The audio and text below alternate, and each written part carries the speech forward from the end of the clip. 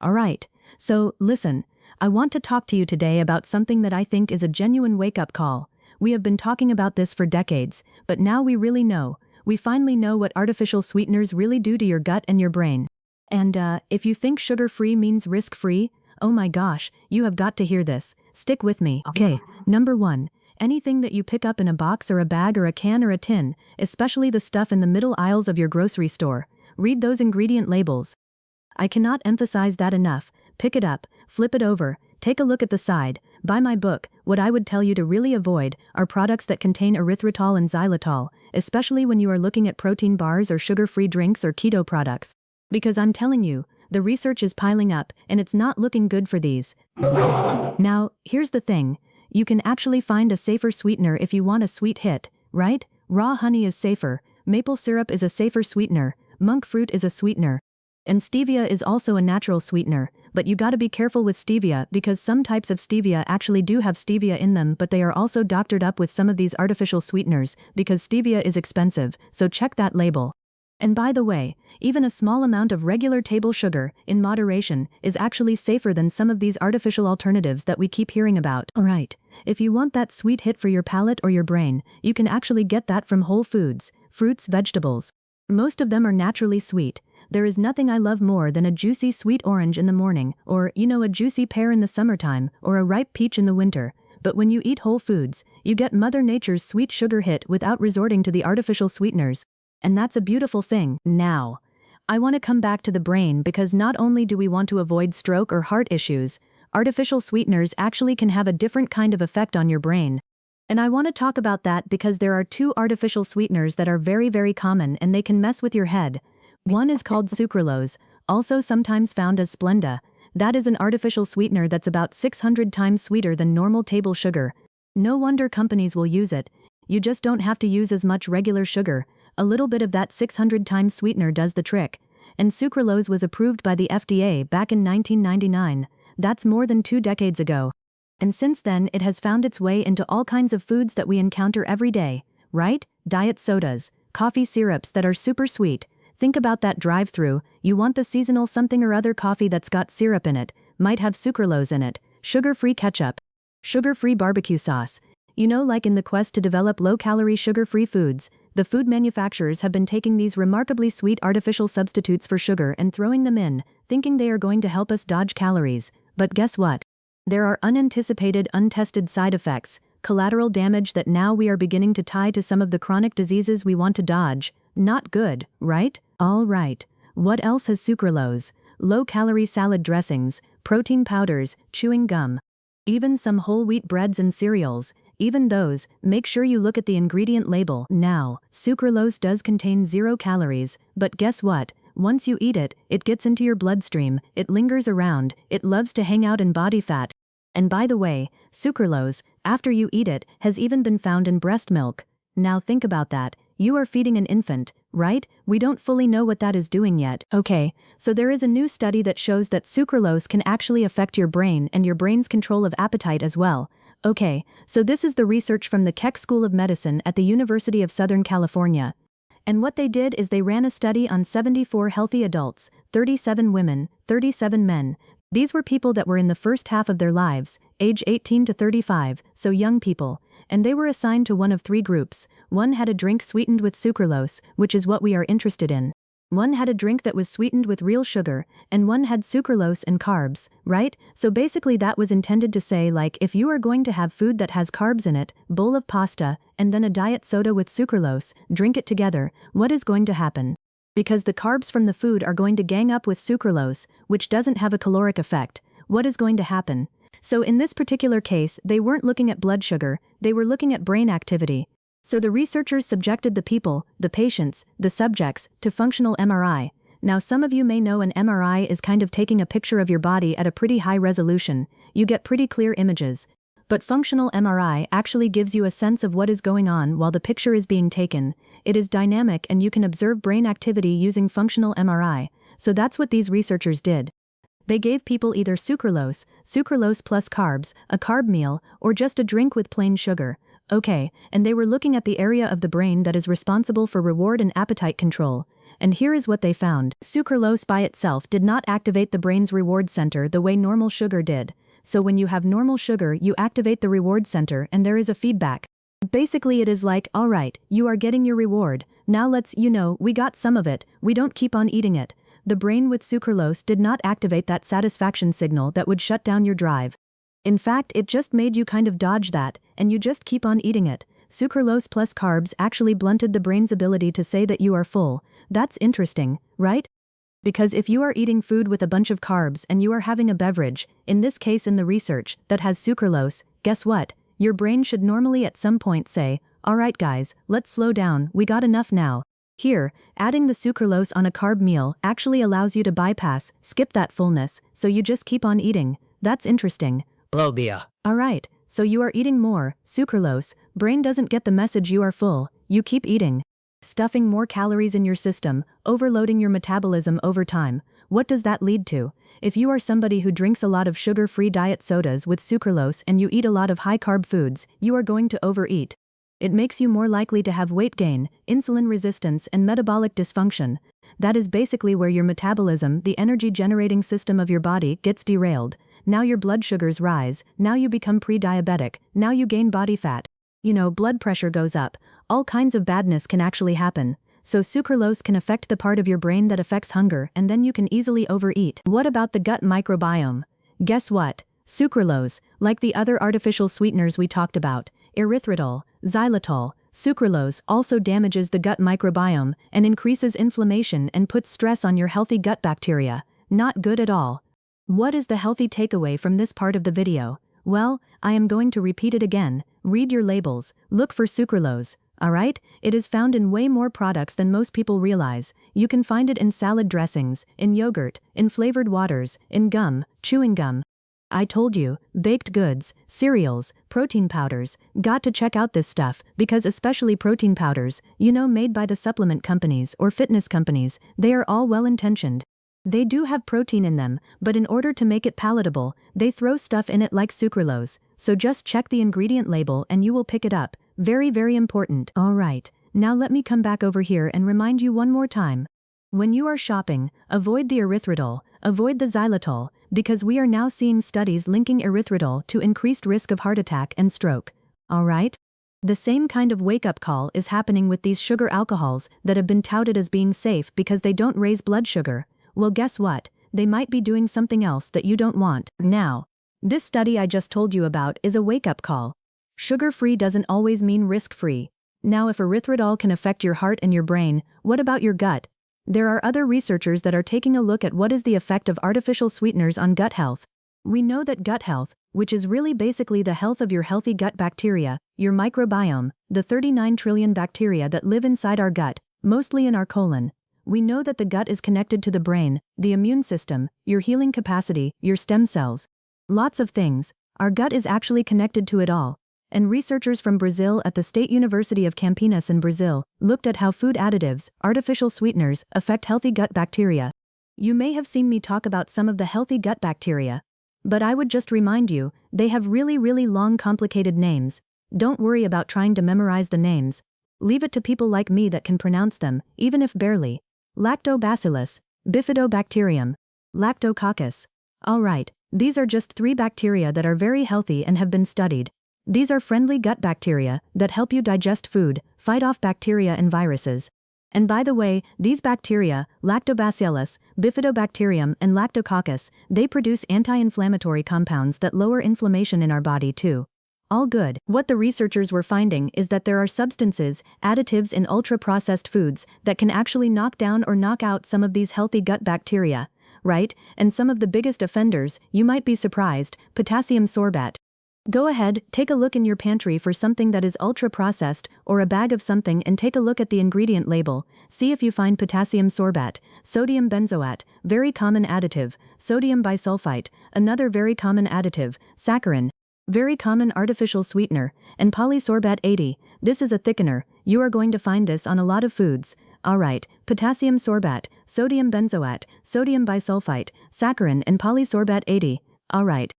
Now, that might seem like a mouthful, but I guarantee you probably have something in your kitchen, maybe you have a lot of things in your kitchen that will contain one or more of those additives. They didn't just reduce the population of good bacteria, lactobacillus, bifidobacterium and lactococcus, but the ones that they didn't knock out, they actually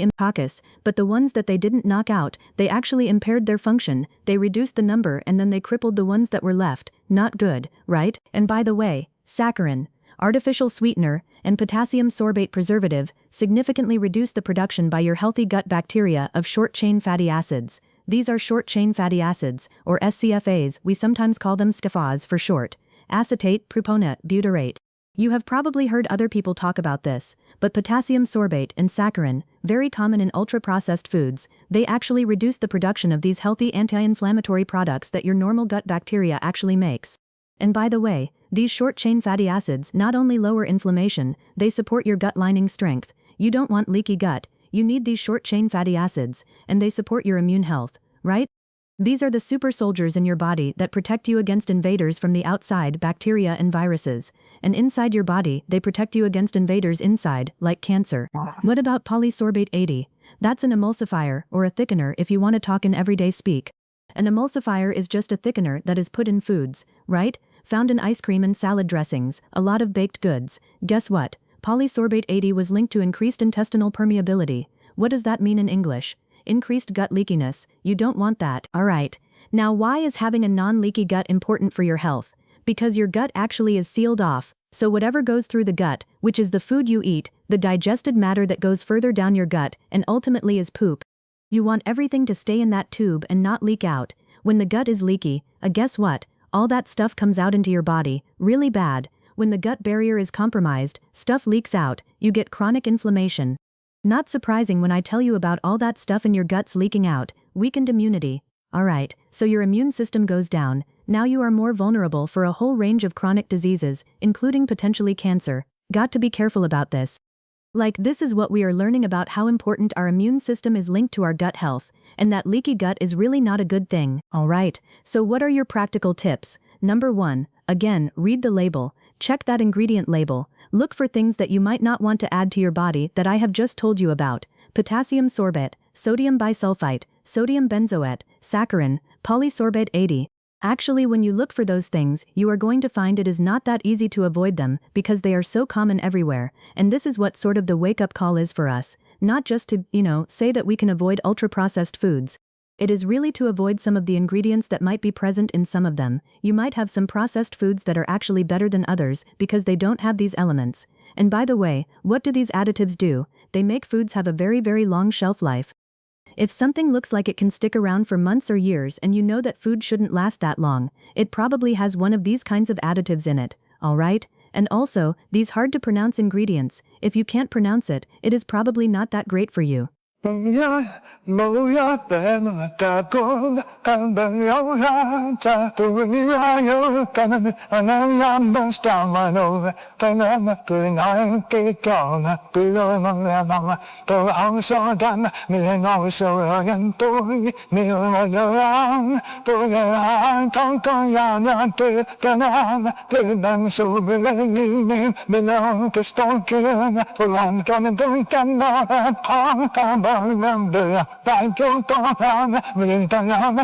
Back to the sweeteners, right? So practical tip, how do you sweeten your food? If you don't want to use saccharin or erythritol or xylitol, okay, just look for foods that are naturally sweetened. Honey, maple syrup, stevia, monk fruit, make sure it is pure stuff, those are actually fine. And by the way, some of the juices that you can squeeze out of a fruit also have natural sweeteners as well. What you want to do is protect your healthy gut bacteria at all times. Fiber-rich foods. Eat foods with a lot of fiber. Tree nuts, walnuts, pecans, macadamia. Alright, broccoli, avocados, kiwi. All these things are good sources of dietary fiber. Lots of vegetables, fruits and vegetables, legumes. Great source of dietary fiber and protein and micronutrients and minerals. Legumes. What are they? Beans. White beans, black beans, pinto beans, you name it. Lentils, chickpeas, soybeans. They are all going to have all these good things that help feed your gut microbiome. And whole grains, ancient grains, whole grains, it is all going to be better for you rather than the ultra-refined stuff that most of us grew up with. When you actually eat these whole foods that help feed your gut bacteria, make them healthy, healthy ones grow more healthy bacteria, guess what? It supports your body, your gut bacteria's production of short-chain fatty acids, SCFAs, healthier bacteria, more SCFAs, short-chain fatty acids, more beneficial benefits. Lowering inflammation, better sealing of the gut lining, better immune strength, all the things that you want for long-term health. Chicory root, garlic, onions, those actually have been studied by researchers and they are really good for producing short-chain fatty acids in your gut, right? Remember, your gut is a foundation to your health. The more you support your gut health, the better your overall body health is going to be as well. Alright, so far we have looked at how artificial sweeteners and additives that are in ultra-processed foods can affect your heart, your brain and your gut. I want to come back to the brain, because not only do we want to avoid stroke, alright, but artificial sweeteners actually can have a different kind of effect on the brain. And I want to talk about that, because there are two artificial sweeteners I want to talk about that are very, very common and can have an effect on your brain. One is called aspartame. Now aspartame is one of the most studied food additives in the world, but recent research is raising some eyebrows. So aspartame is roughly 200 times sweeter than table sugar. And over the years you have seen it in diet sodas, sugar-free gums, all kinds of tabletop sweetener packets that you might have around, and there is research now suggesting that aspartame may actually affect neurotransmitter activity in the brain. Specifically, once it is broken down, one of its byproducts is phenylalanine, and that can interfere with the production of serotonin and dopamine. These are the feel-good neurotransmitters that keep your mood steady, your motivation up and your sleep regular. So when you consume aspartame regularly, some research suggests that it might be quietly nudging your brain chemistry in directions you don't really want to go. The other artificial sweetener that I want to talk about that is getting some serious attention is acesulfame potassium. Sometimes you will see it on labels as ACE K. Now this one is about 200 times sweeter than sugar, similar to aspartame, and it doesn't have any calories either. So you are going to find it in a lot of baked goods, in a lot of those sugar-free drinks, even in some protein shakes. Now what is interesting about ACE K is that recent studies have shown that it may actually affect the balance of your gut bacteria in ways that we are still trying to fully understand. Some animal studies have shown changes in the gut microbiome composition, which can indirectly influence your mood and your cognition, because remember, big picture, your gut and your brain are talking to each other all the time through what is called the gut-brain axis. So when the gut is off, the brain can be off. So, alright? So what does all this boil down to? Sugar-free does not mean risk-free. Artificial sweeteners are sneaky because they were designed to fool your taste buds without adding calories, but your body is smarter than that. Your gut, your brain, your heart, they all noticed. So here is what I tell my patients. Number 1, read the labels, every single time. Erythritol, xylitol, aspartame, sucralose, saccharin, acesulfame potassium, those are the big 6 to look out for. And I know it feels overwhelming, but once you start scanning for those names it becomes second nature. Number 2, swap when you can. Use raw honey, real maple syrup, monk fruit that is pure, and pure stevia. These are sweeteners that come from the earth, not from a lab, and your body knows how to handle them. Number 3, satisfy your sweet tooth with whole foods, a nice juicy piece of fruit, a sweet potato, a banana. You are getting fiber, you are getting vitamins, you are getting minerals, and you are getting that sweet satisfaction without all the side effects. Number 4, feed your gut like you would feed a garden. Lots of fiber from veggies, from legumes, from whole grains, garlic, onions, chicory root. All these prebiotic foods give your healthy bacteria what they need to thrive and produce those wonderful SCFAs. Number 5, support your gut lining. Avoid the emulsifiers and the preservatives. Polysorbate 80, potassium sorbate, sodium benzoate, these are the things that disrupt your gut lining and can lead to leaky gut, which is the doorway to chronic inflammation. Number 6, listen to your brain.